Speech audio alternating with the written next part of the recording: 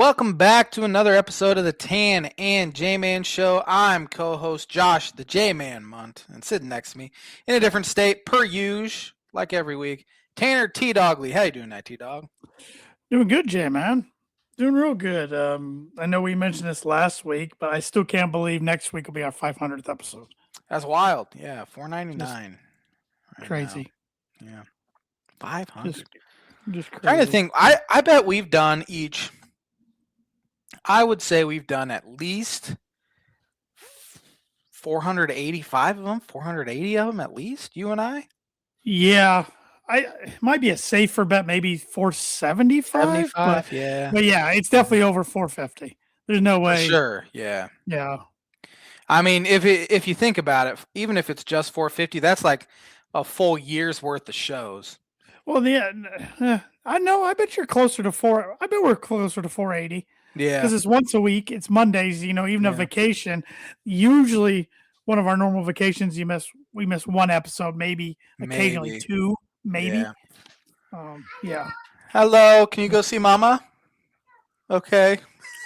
It's my kid. We got to run. Bye. All right. I don't know where her mother is. That is fantastic. That is fantastic. She behaves better than the run and I have. That's always down here on the floor. Yeah. But he can't speak English, so it's hard to figure out what he wants. Yeah. But man, Jay, we got a lot to talk about tonight. New York Knickerbockers, NBA champions for the first time in 53 years. Mm-hmm. Disgusting, but yeah, good for them. Yeah. Actually, some of the players are very likable. Their fans that stink. The team is fairly likable, honestly. Yeah. The guys they have on the team, I don't hate any of them, Yep. We got that. We have the U.S. Open coming up this week, Thursday through Sunday. So the third major, golf's hardest test, as they call it, Shinnecock Hills, which last time I was there in 2018, it definitely flared some tempers from some guys. MLB going hot and heavy in the middle of June, like always. So, yeah.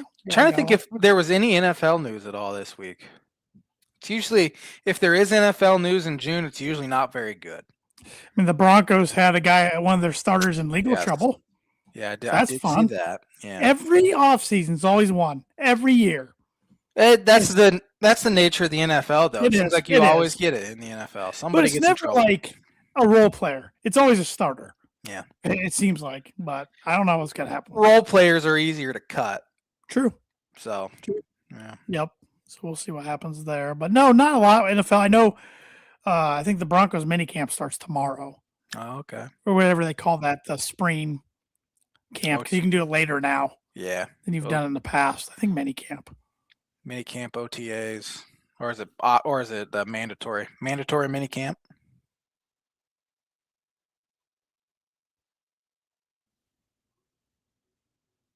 Am I back? Yep, you're back. That happened last week about the exact same time in the show too. Mm-hmm. You froze, but then I only have one tab open over here. Yeah. Usually, sometimes it's too many tabs. I don't know. I've had a difficulty with StreamYard lately on my other podcasts. I don't know what's going on. Yeah, I don't know, man. But I got some birdie or bogey for you. It's MLB related. All right. Name me the active MLB player who has the most career steals. Wow. That's a very, very good question. Most career steals. Man, the steal has it has become more part of the game here in the past couple years since they got different rules with disengagements from the pitcher, and they made the bags a little bigger. But there for like previous 7, 8, 10 years before that, it just was kind of a thing of the past. Guys weren't wanting to steal bases. So very, very good question that I have. I have a guess, but I think it's a poor guess. But birdie or bogey is brought to you by Juretti's Place. Let's see if I can pull it up here, as once again I forgot to bring it up. Juretti's Place. That's not it. Here we go.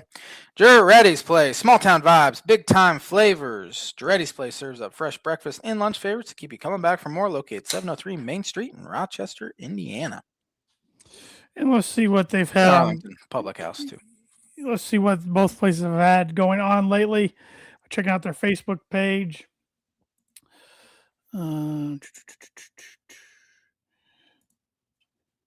Last week, their Wednesday special at Dreddy's, they had a chef salad, and then they had loaded baked potato for soup and creamy chicken and dumplings.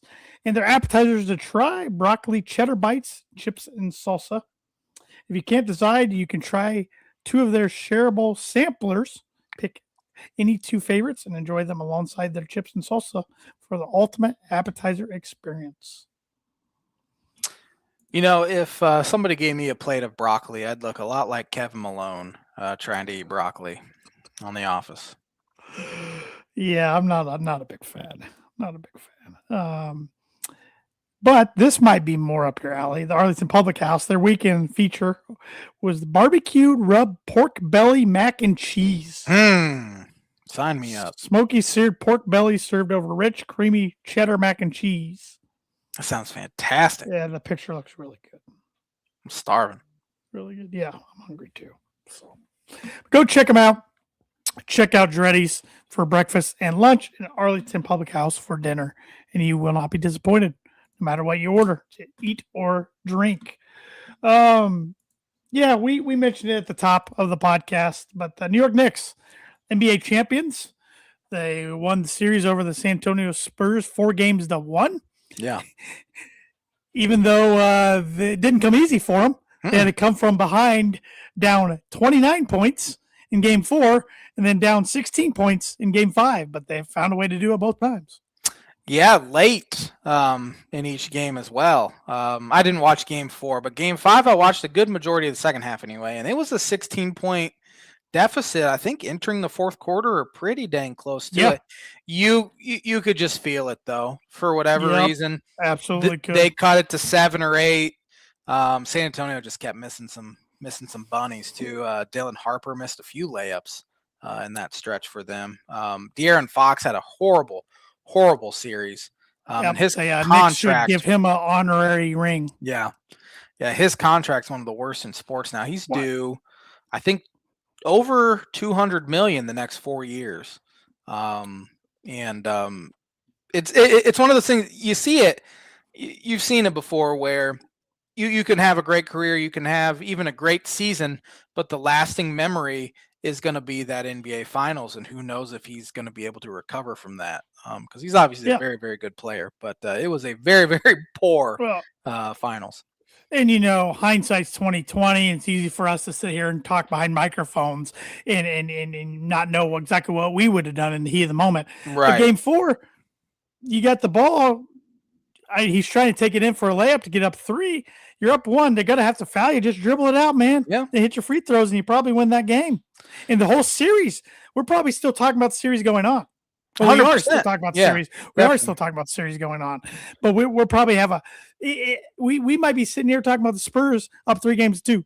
Yeah, absolutely. Yeah, that was one of the most confounding. It was similar moment in a sense to remember when J.R. Smith grabbed that offensive rebound, absolutely, against Golden State, and dribbles it out.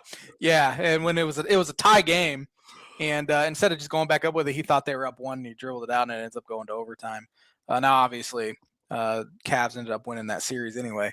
I think that was that year that they ended up winning. So look at that. Yeah, exactly. Yeah.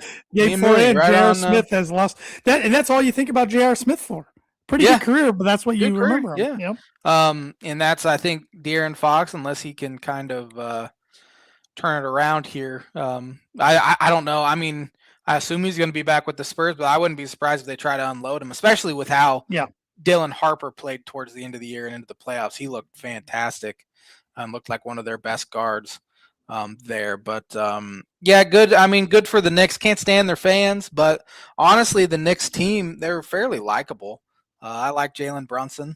I like Josh Hart, Karl Anthony Towns, OG Anunoby even is I don't hate him either. Mikal Bridges. So it's pretty much it's Villanova essentially.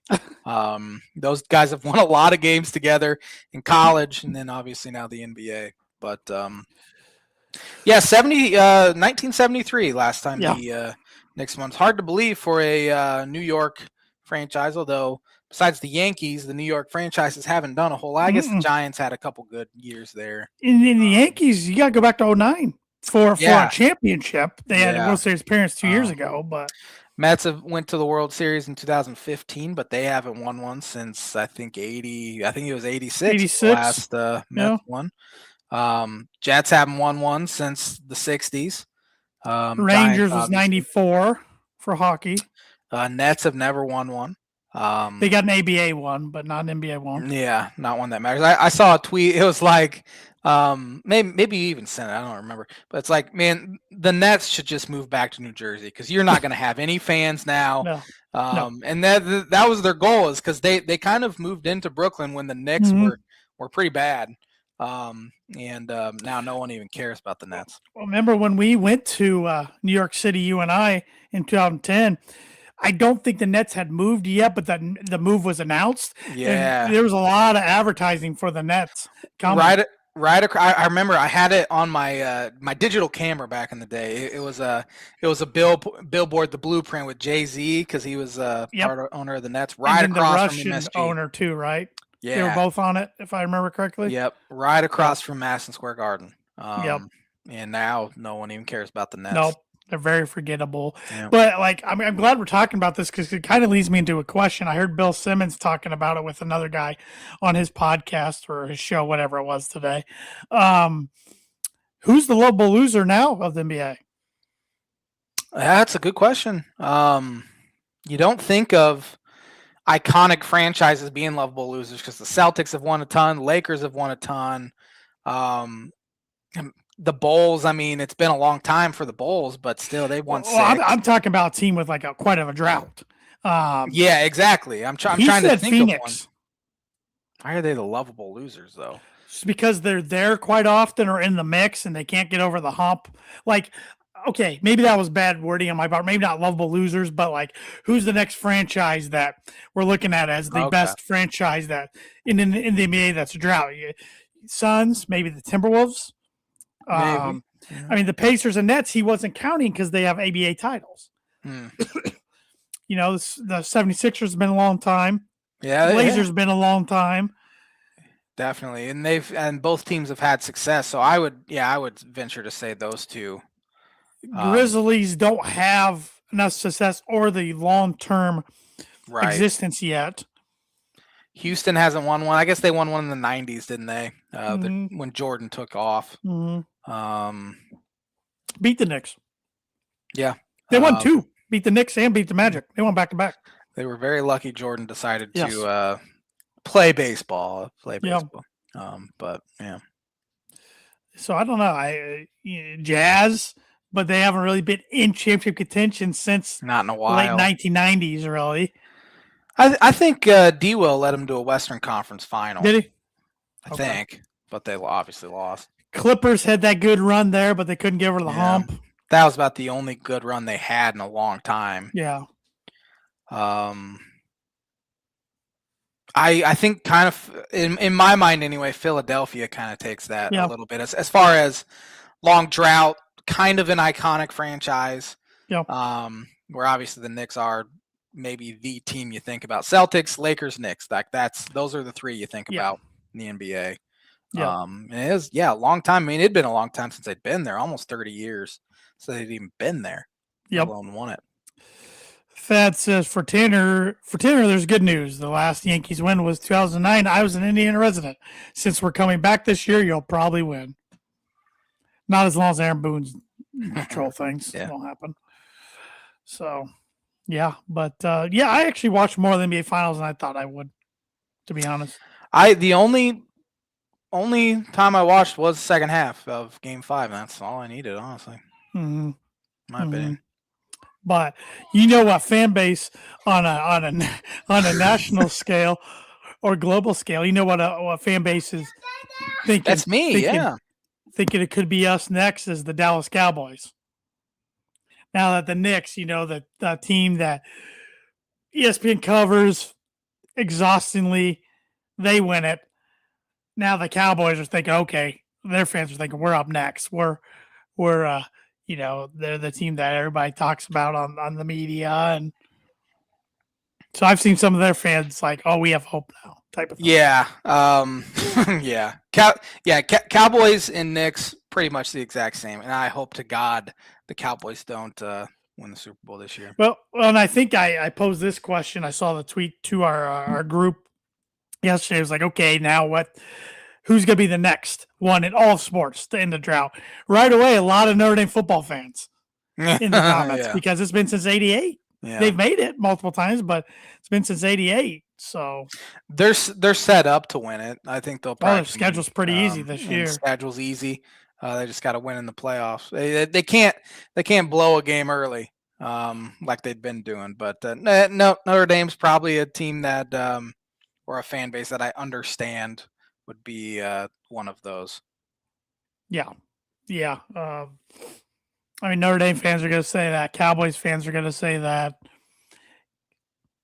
MLB, I guess both New York teams could say that, but yeah, Mets fans for sure. Obviously, Yankees were just in a World Series 2 years ago. Right. But yeah, other than that, I mean, of course, you got like Browns fans, but they even know they're not. They don't even close. count. Yeah, they. I think Bills fans. Yeah, they got there 4 straight times, but I don't think they're ever going to win one with Josh Allen as quarterback. Ooh, yeah. All right, you're putting it out there. Book it. Okay. Yeah. That means they're going to win it this year. No, definitely means that for sure. You're welcome. NBA draft next week. Is it really? Wow, next Thursday. Did you realize it's a 2-day event now? I want to say no, but I think yes, because I think last year or the year before they started, I'm like, why is the second round not even being done tonight? So you have the first round one night, second round the next night now. No one cares about the NBA draft. They try to make it like the NFL. No one cares about it like they do the NFL. Although this NBA draft class is loaded. Right. Yeah, it tries it. No one's wanting to tune into the second round of the NBA draft. No. That book it just threw a spear to half of New England, J-Man. I didn't believe in New England once last year. Even when they went to the Super Bowl, they had the easiest road to it. That Super Bowl, especially with Bo Nix hurting his leg. I was just thinking about that today. Yeah, it's sad how often I think about that. Yeah, but my draft interest. I'm interested to see if Braden Smith's going to get drafted. I don't think Trey Kaufman ran, even though he's helped himself a lot the last few months of even getting a conversation by being a potential late second round pick. I don't think he will. But of course, and seeing where the other Big Ten guys land, that's right. All I really care about. Yeah, and there'll be a lot of Big Ten guys in that first round. I mean, you'll see obviously Landeborg and Merez Johnson. All the big 3 at Michigan all go in the first round. Wagler will go in the first round. Bennett Sturt's got an invite to the draft, so he'll be a likely lottery pick. Trying to think who else is a top candidate for the Big Ten. Obviously, you see the national guys. It'll be fascinating who can go number 1 because you have Darren Pearson. I don't know if you read this today. He only set up a visit with the Washington Wizards, and he's not setting up a visit with anyone else. So he is very confident for a guy that refused to play in second half of a lot of games, so that he's going number 1. Carlos Boozer's son. What's his first name? Cameron. It's fascinating. It could be AJ from BYU. It could be a whole litany of players that could go number 1. We don't really know until it happens. Where usually in the NFL you have a pretty good idea who's going to be number 1 overall, and a lot of times in the NBA you have a really good idea who's going to go number 1 overall. This year it could be 4 or 5 different guys that go there. Yeah.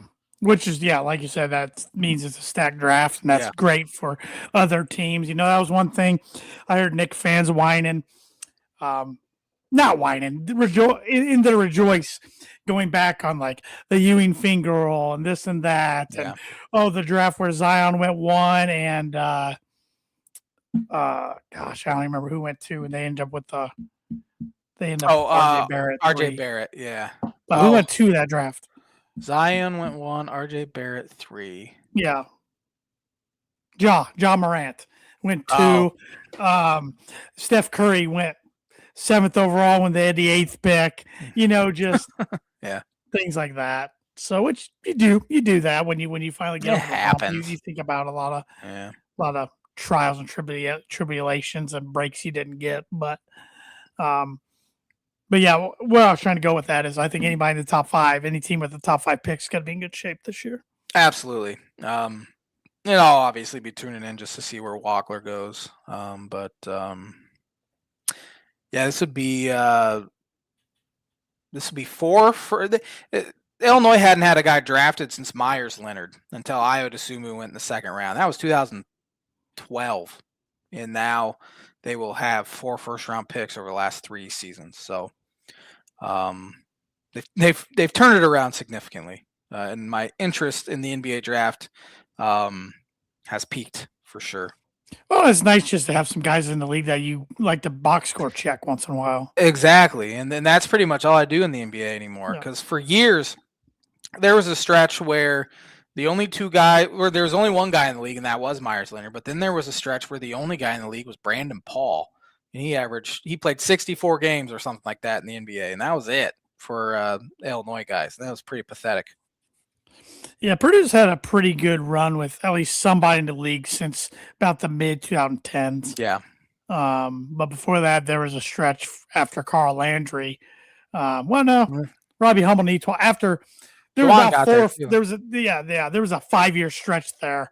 Yeah, and it was pretty bleak because Eton was the only one for a while. In the league. Yeah. So after Carl Landry retired, and Robbie only had a cup of coffee, really, like 2 years. Jawan flamed out real quick. Yeah. But then Vince Edwards got drafted. Carson Edwards got drafted. Jaden Ivey, of course. Zach Edey, of course. Yep. Yeah. So, yeah, we'll see. We will see. And thoughts on the Bulls? New head coach Thiago Splitter. Yeah, he did a heck of a job once Chauncey Billups got busted by the FBI. Taking over as interim, leading them to the playing game. I think they made the playoffs. I think they were the 8th seed. They got swept. They did by Oklahoma City, but yeah, I have no. Why didn't Portland hire him? So Portland's owner is the cheapest owner in sports. Yeah. It's only been his first or second year as owner, but he has literally gone around and said he's going to hire the cheapest guy out there. Oh, that works well. There was something about their travel to the NBA playoffs this year too that was very bad. Like they almost had to beg him to charter a plane or something like that. They would have been sitting in a plane with just normal people. Super cheap guy, and it's not going to go well for him. They should have hired him, but I'm glad. I don't know anything about NBA head coaches, but I don't know if I can name you 10. I'd struggle. I wouldn't know. I wouldn't have known San Antonio's head coach until a couple days ago. He deserves to get fired, in my opinion. He won't, but his game management, some of those games bad. He's a young guy. Yeah, he is. Popovich would have won a title though in his prime with that group for sure. Oh, 100%. But what head coaching job openings are there in the NBA? Portland. Is that it? That's all I can think of. Bulls were filled. Mavericks are also open. Oh, Dallas is open. I couldn't. They parted ways with Jason Kidd. Yeah, I couldn't tell you, honestly. Yeah, Dallas was the job to have a few years ago. Now nobody really wants it. Well, the guy who traded away Luka also lowballed Jalen Brunson. Traded Luka for nothing, really. They got a first-round pick out. They ended up getting Cooper Flagg with it, who's going to be a very good one. But that was more, I think, an NBA conspiracy. They're like, hey, send Luka to LA. We'll give you the number 1 overall pick. They got, 30 games of Anthony Davis and then Cam Christie. That was it for Luka. So that was pretty bad. Pretty poor. Porous.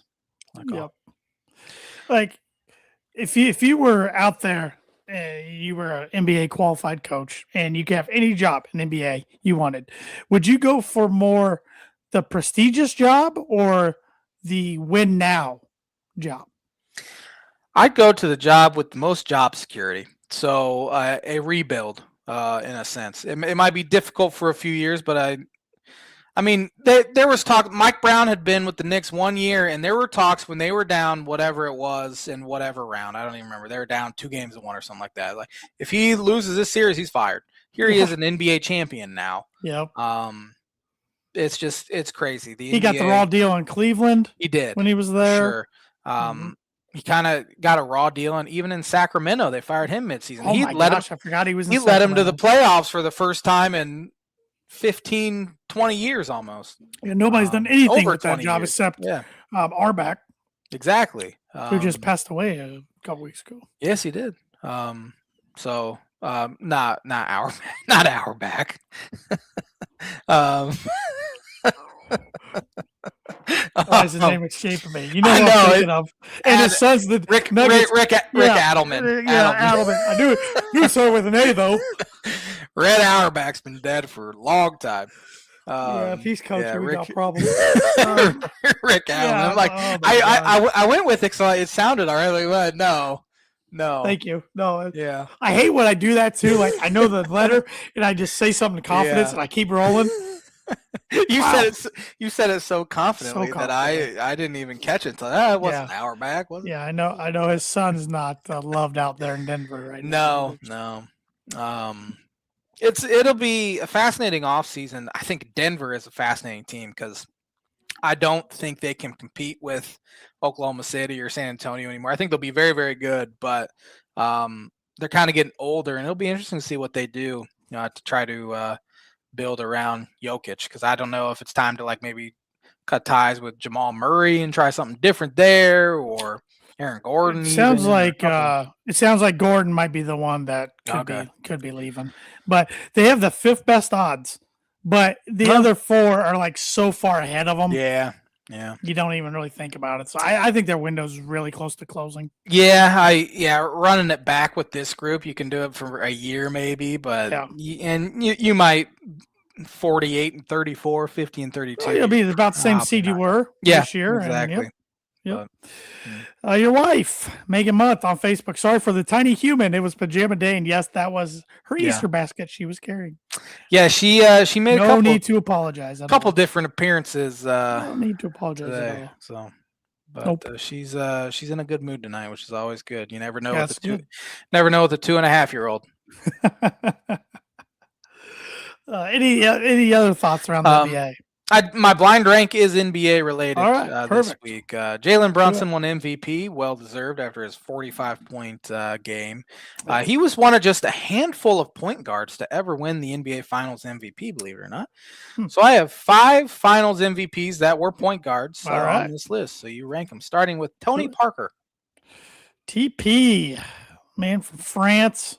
Solid Spur for many years, even though then he ended up his career, I think, at the end was a Hornet. Yes. I always thought he was an idiot for his off the court stuff. Correct. I mean, the guy was married to Eva Longoria when in her heyday, when she was, even though she doesn't age, when she was on Desperate Housewives. I'm like, man, how'd you screw that up? But anyways, Tony Parker, very good player, kind of gets forgotten about on the Spurs team, gets overshadowed by Duncan and a little bit of Manu Ginobili, a little. Sure.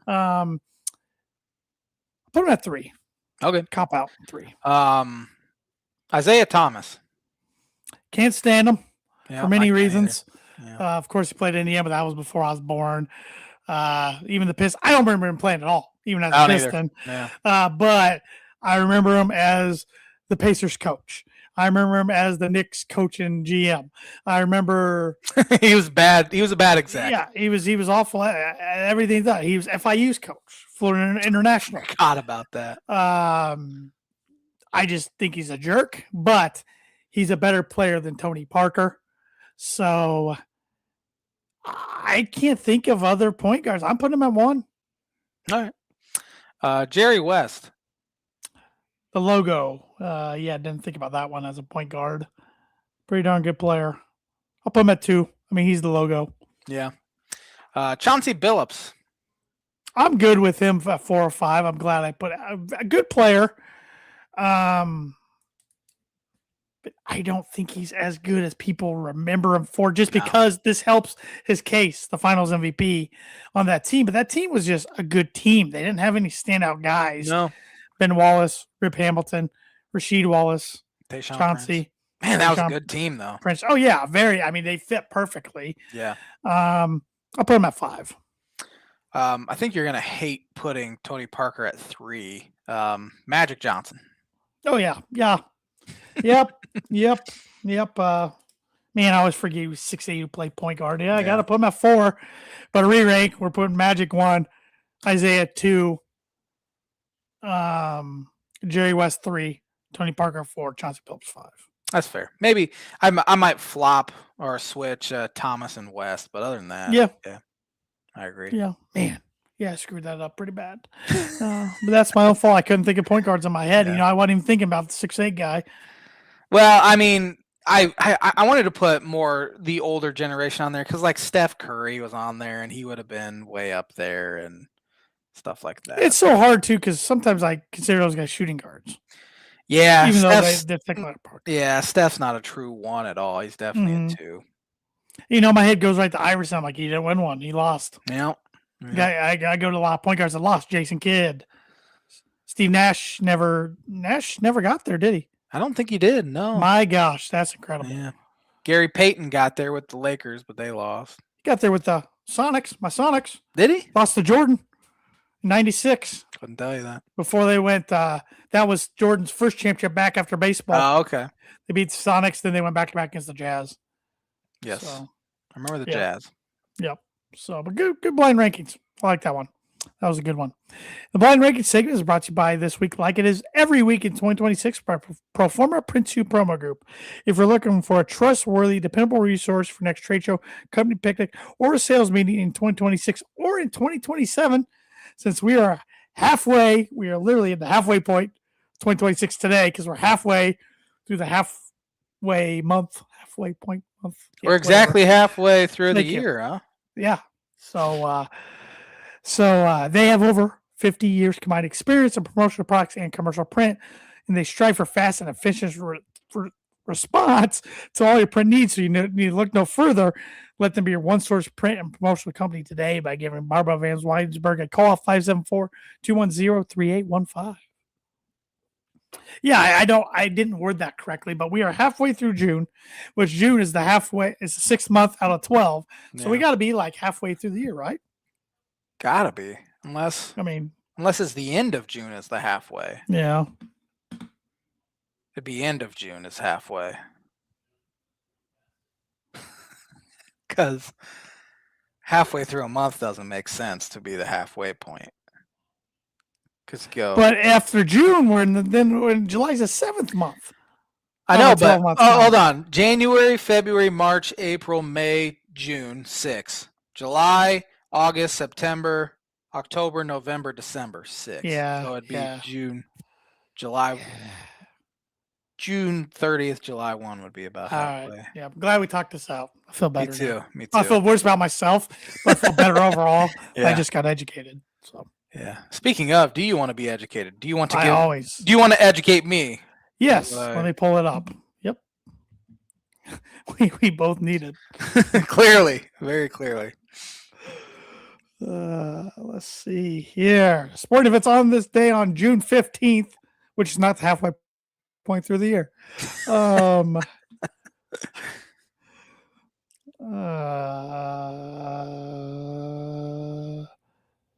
lot of British Open, but those are some really old ones. Wow. On this day, 1928, the Philadelphia Athletics baseball star, this guy's on our list all the time, Ty Cobb, stole home for a record 54th time. Man, have you been? I'm sure you haven't been following the College World Series at all. No. So West Virginia made the College World Series for the first time ever this year. I didn't know that. In their first run they scored was a straight steal of home on whatever That's awesome. Day that was, Friday maybe. Yeah. That's awesome. On this day, in 1953, New York Yankees first baseman Johnny Mize became the 93rd MLB player to get 2,000 hits. Or what we're up to now. I think I'm more 93 back in the surprised. 50s? 93 back by 1953. I mean, Yeah, that's a wow. lot. Yeah.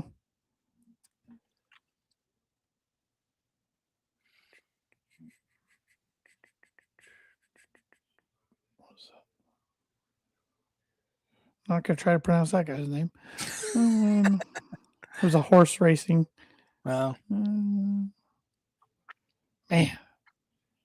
a lot of U.S. Open golf. All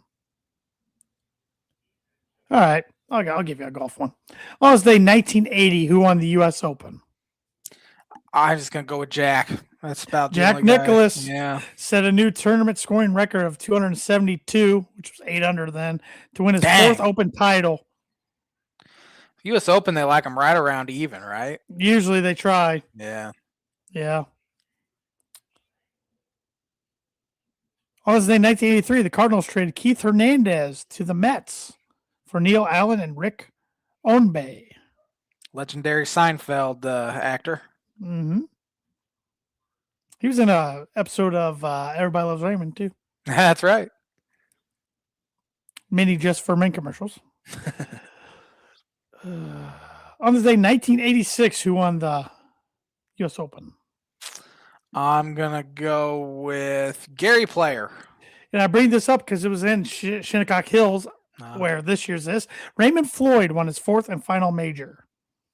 Pleasure to 2 meet strokes you, ahead of Ray. Chip Beck and Lanny Watkins.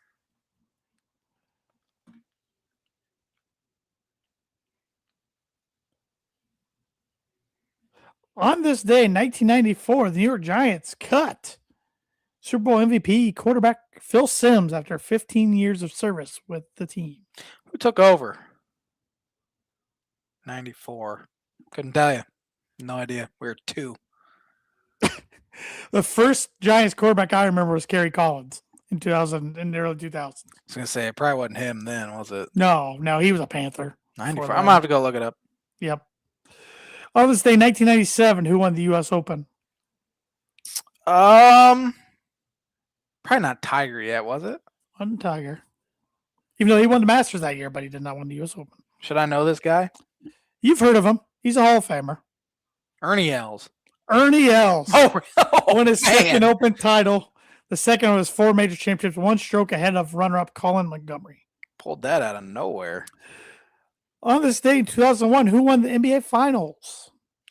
2001, that would have been the LA Lakers. The Lakers back-to-back over the Philadelphia 76ers, 5-game series. Who was MVP? Shaq. Shaq for the second straight year. I just saw the MVP, so I was looking it up for the blind rank, and Shaq was on there, I think, 3 straight times. On this day in 2003, who won the NBA Finals? 2003 was the Spurs. The Spurs beat the New Jersey Nets in 6 games for the franchise second title, first since the 99 season. Who was the MVP?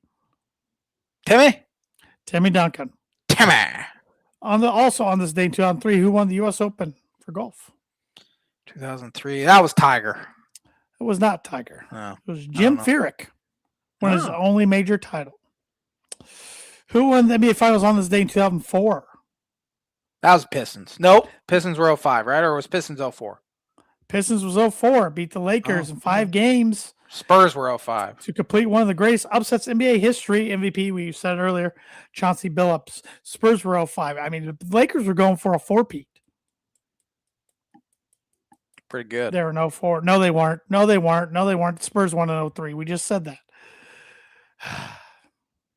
It's Monday. Primary starting quarterback for the New York Giants in 94 was Dave Brown.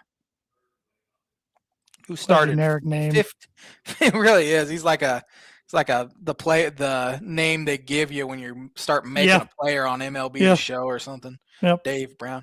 Kent Graham also saw playing time starting 1 game. I've never heard of either. I've heard of Kent Graham. Couldn't tell you anything about him, but I've heard of him. No. On this thing, 2011, who was Tanner's frozen again. On this day in 2011, who won the Stanley Cup? Blackhawks won in 2010, right? I don't know. Don't even have a guess. LA Kings. Blackhawks what? I'm sorry. I don't know what's going on with my. Blackhawks won in 2010. I don't even know who won in 2011. The Boston Bruins defeated the Vancouver Canucks in 7 games, ending their 39-year Stanley Cup drought. The Carolina Hurricanes are the NHL Stanley Cup champions this year. That. On this day in 2014, who won the NBA Finals? 2014, that had to have been the Miami Heat, right? Spurs beat the Heat. Shoot. To win their 5th NBA championship in franchise history, who was the MVP? Was that Manu or was that Kawhi? Did he win an MVP? Kawhi Leonard. He won 2 MVPs, NBA Finals MVPs. On this day in 2014, who won the U.S. Open? 14, I couldn't tell you. Rory. Martin Keimer led wire to wire to win his 2nd major victory. He won it over 8 strokes over Eric Compton and Ricky Fowler. That was a boring Sunday, huh? Yeah, it was. I mean, my guy got 2nd. I was happy for him, but he was Martin just blew the field away. Martin, I used to play with him every once in a while on the Tiger Woods games that I'd always beat you at. Yeah, you did have my number.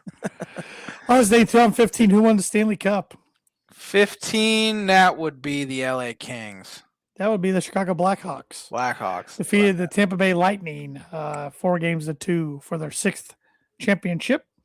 On this day in 2019, a baseball jersey belonged to Babe Ruth became the most expensive piece of sports memorabilia to date when it sold for $5.64 million at auction. Who's buying that? I'm sure that's been passed. Probably. Also on this day in 2019, there was a blockbuster NBA trade as the New Orleans Pelicans sent forward Anthony Davis to the Los Angeles Lakers for Brandon Ingram, Lonzo Ball, and Josh Hart, and 3 future first-round draft picks, including the number 4 pick. That was that long ago, huh? Yep. Pelicans haven't done crap since. Nope. And on this day last year, who won the U.S. Open? Scotty? Was that when he got arrested, or was that a different tourney? That was the PGA Championship a couple years ago. No, it was not Scotty. It was an American, though. American, not Scotty. I don't know. Guy hit a 60-foot walk-in birdie putt to clinch it on the last hole. JJ Spawn. No idea. Yep. He's won a little bit. I've heard of him. I don't remember that at all, though. But that is the On This Day segment, which is brought to you by, like it is every week, Blue River Digital. Blue River Digital is a full-service smart marketing agency. They help businesses simplify marketing and grow with intention. Their focus is on systems, strategy, and long-term results, not hype or one-off tactics. They offer digital marketing, website development, graphic design, printing and direct mail, signage and vehicle graphics, corporate apparel, promotional items, and AI and automations.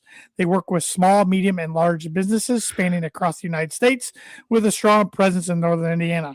Contact them today at 260-248-2749 to see how they can help you and your business with your digital marketing. We did a lot of U.S. Open talk there on this day. So that leads me to my question for you. Who are you picking to win the U.S. Open? This will be the J-Man's bucket prediction of the week. Bryson DeChambeau will win this week. He will win. I have a feeling in my bones. I'm just kidding. I don't think he wins, but that's going to be my bucket. I'm going to curse him because I don't like him. So I'm okay with that. The guy hasn't made the cut in either major this year. So. I know. It's all me, too. I take full responsibility. Bryson is 9th in odds. When's the last time Bryson's been down in 9th in odds? Oh, yeah. J-Man's Book of Bridge Week brought to you by Travis Watching Insurance Agency for Lime Home Auto Business, Renters, Workers' Comp, and Farm Insurance. Contact Travis at 219-869-4561. Book it. Your top 10 in odds. 10th place is Brooks Koepka. We'll see if he can play. he was in contention up in Canada this week and withdrew after his Saturday round. Mm. He had a hand injury, which he couldn't feel 2 of his fingers. Kind of hard to grip the golf club if you can't feel all 5 of your fingers. It's not fun. He's 10th in odds. Ludwig Oberg, 8th. Tommy Fleetwood, 7th. Matt Fitzpatrick, 6th. Cameron Young, 5th. Xander Schauffele, 4th. John Rahm, 3rd. Rory McIlroy, 2nd. And your favorite, like he is every time he steps on the golf course anymore, Scotty Scheffler. Yeah.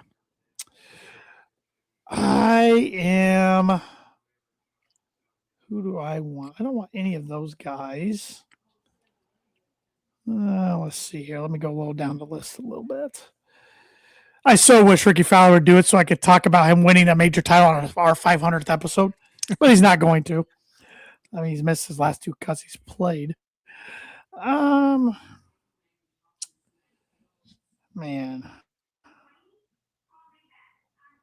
Kind of like Patrick Reed at 4,500 odd, but I'm not going to go with him.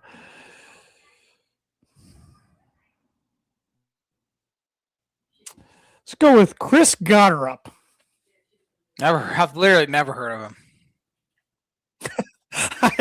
I didn't expect you to. He'd be a first-time major winner. Chris Gotterup. Why not? 4,500 odds. What's his? I'm really bad at. What spot is that in line? Let's see. So Brooks 10th, 11th, 12th, 13th, 14th, 15th. Tied for 19th with Patrick Cantlay, Victor Hovland, and Patrick Reed. JJ Spawn's right behind that, the defending champion. All right.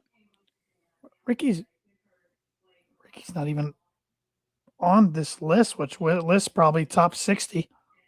Yeah, that's good for me, though. That means I'm going to put a $5 bet on them again. Absolutely. It's always a $5 donation, but it's I always like watching U.S. Open because guys struggle. It makes me feel better about myself and my golf game. So I don't know what the weather's supposed to be like, but Shinnecock Hills, we'll see. Where is Shinnecock Hills at? I want to say it's in Oklahoma. Nope. Long Island, New York. Not even close. I wonder what I was thinking where it was. Oh, well. So, yeah, we'll see. We'll see next Monday on our 500th. We'll be talking about somebody win a major. Yeah. So, but let's get talking about some baseball to wrap up the last portion of the podcast, which I do want to bring up a question my dad had for you. He wanted to know your opinion or your answer. All right. He said, ask Josh what position players he would trade PCA for straight up. Straight up? That's a very good question. As of right now, PCA is leading the National League in wins above replacement, which means he's been literally the most valuable player in the National League to date. He's one of 4 players on pace for a 2020 season. Straight up. Man, put me on and my dad offered Bobby Witt Jr. ?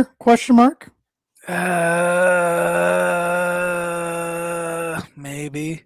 Ohtani as DH ? No. I want to say Aaron Judge, but he's 34 years old. Yeah, he's gets bit by the injury bug once in a while. And he does that too. Shohei, maybe. Shohei for sure if he can pitch. For all my Reds fans out there, Ellie De La Cruz? No, I wouldn't trade PCA for Ellie at all. Shohei for sure. What am I talking about? He's a Hall of Famer. Trying to go team by team here. Shohei for sure. No one else in the NL Central, unless I'm picking pitchers. Then I'm no pitchers. Just because I'm trading PCA for Skeens or Mizorowski or there's nobody else. No one in the AL Central. No one in the. I mean, I'd trade PCA for Aaron Judge's production, but again, he's 34 years old. No one on Toronto or Baltimore, Boston. No one in the AL West. Maybe Nick Kurtz. I love Nick Kurtz from Oakland, from Athletics. Sacramento. They did play in Vegas over the weekend, though. Not obviously a new stadium, but Shohei for sure. I'd think about Corbin Carroll in Arizona. I love him, but I think PCA is better. It's a good question though. Very few guys I'd trade him for, straight up. And here's another question. This was potentially going to be your other birdie or bogey, but I decided not to go with it. Who's the last Cub to hit for the cycle? Carson Kelly last year in Sacramento. Yeah. Before March that, 20, it was March Mark. 2025. It was Mark Grace in 1993. They had a good 22-year drought. Yep. I had remembered. I couldn't have told you it's Carson Kelly, but I had remembered we had just talked about somebody doing it last year. So Yeah. I'm not giving him that. It was the second series of the year that he did it in Sacramento. I think it was. In fact, I think it was the opening game of the A's playing in Sacramento. He did it, which is crazy because he's a catcher, and the last one he needed was a triple, and he got it. Yeah, that's wild. Yeah, which it helped. He hit it he hit it high and far, obviously. That the center fielder jumped thinking he'd get you, and it bounced off the wall away. That's the only way you got a triple out. Yeah. But so how are you feeling about the Cubs right now? Your Twitter said goodbye to them about 5 days ago in the Rocky series. Yeah.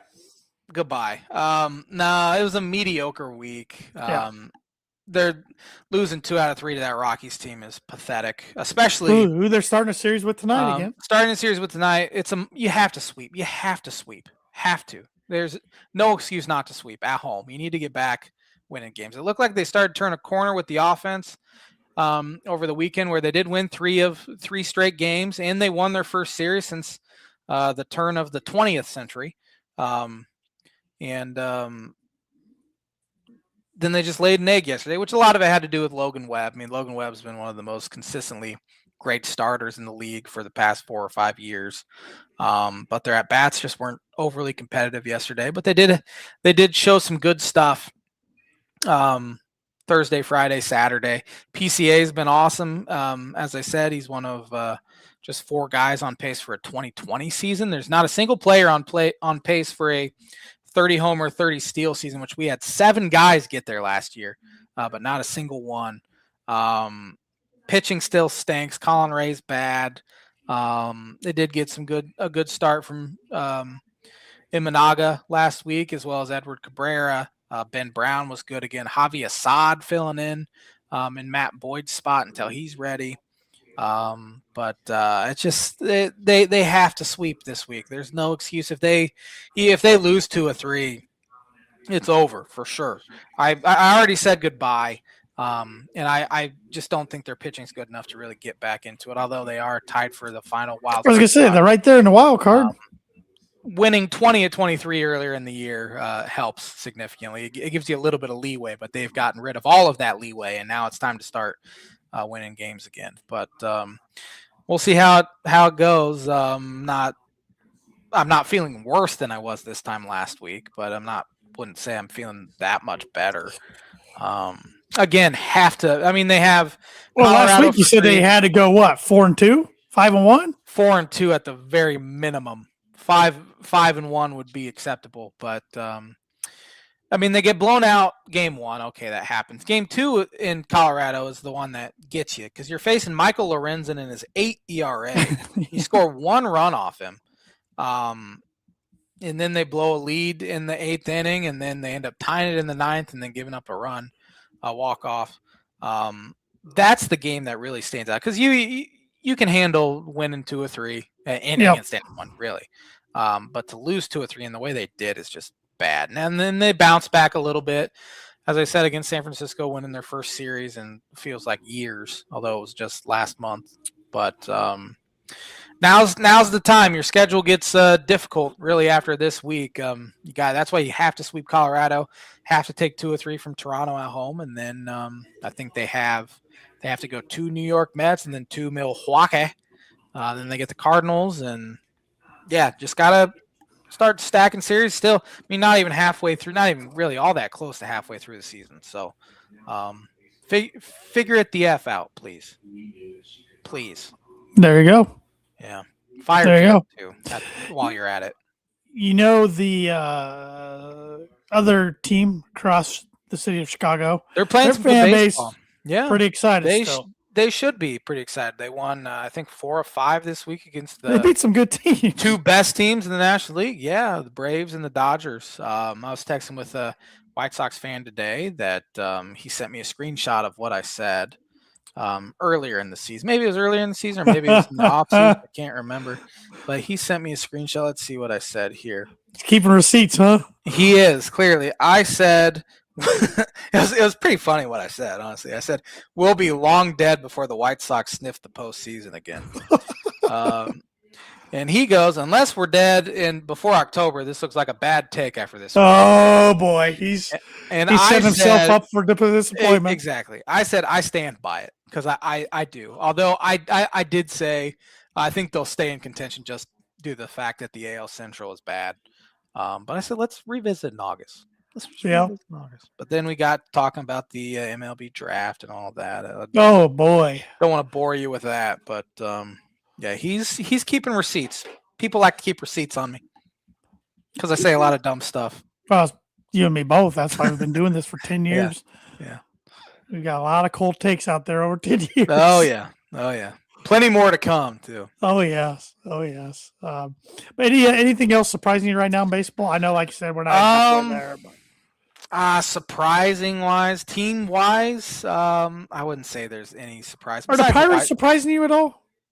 No, I think I pegged them right around 500, and that's exactly where they're at.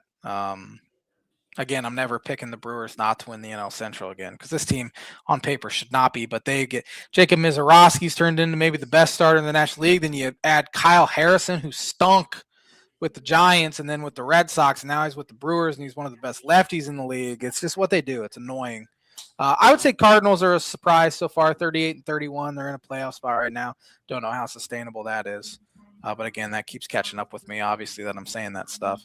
Other than that, surprise bad teams so far this year, I wouldn't say there's a team that's all that surprising. They stink. The Washington Nationals are 2 games over 500. That might be a little bit of a surprise. They played some good baseball. Marlins are at 500.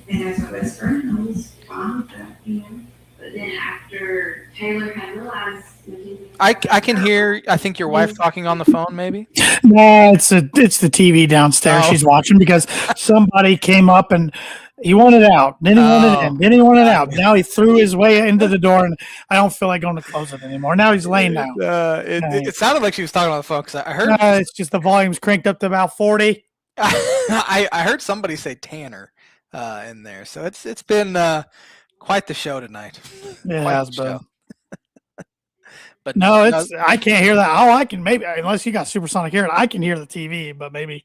Yeah, no, I it was probably the TV. I was watching some Netflix murder thing. I guarantee it. Oh yeah, it's right up my alley for sure. That's all it's ever's on. But birdie or bogey? Yeah, revisiting that. Name me the active MLB player with the most career steals. I have two fellas that pop into my brain that have been around for a long time, so I'm hoping it's one of them. But I guarantee it's probably not. And I'm going to go with the guy I thought of first, and that's Michael Trout. No. The second person was Jose Altuve. He is third. Ah, shoot. Who is it? Starling Marte with 361. Oh, man. Wasn't even on my radar. Probably should have been because he did steal a lot of bases back in the game. Honestly, didn't know he was still active. I knew he was with the Mets last year. He's with the Royals. Didn't know that. So, it's a good Can you tell me his number 2? What teams he play for? I used to know, but I don't know if he's on the same team. He's a Philly. Oh, Trey Turner? Yep. Trey Turner would have been a better guess than Mike Trout because Trout stopped stealing bases like 7 or 8 years ago, but he stole a lot of them in that stretch. Right. Health's also been a big thing with him. Yeah. He doesn't. Yeah, he kind of stopped stealing them even before he started getting hurt. But thanks for watching the Tan and J-Man show. We'll try to be better next week. It's our 500th. I mean, if we're not getting by 500, then we better just quit. So have a fantastic week, everybody.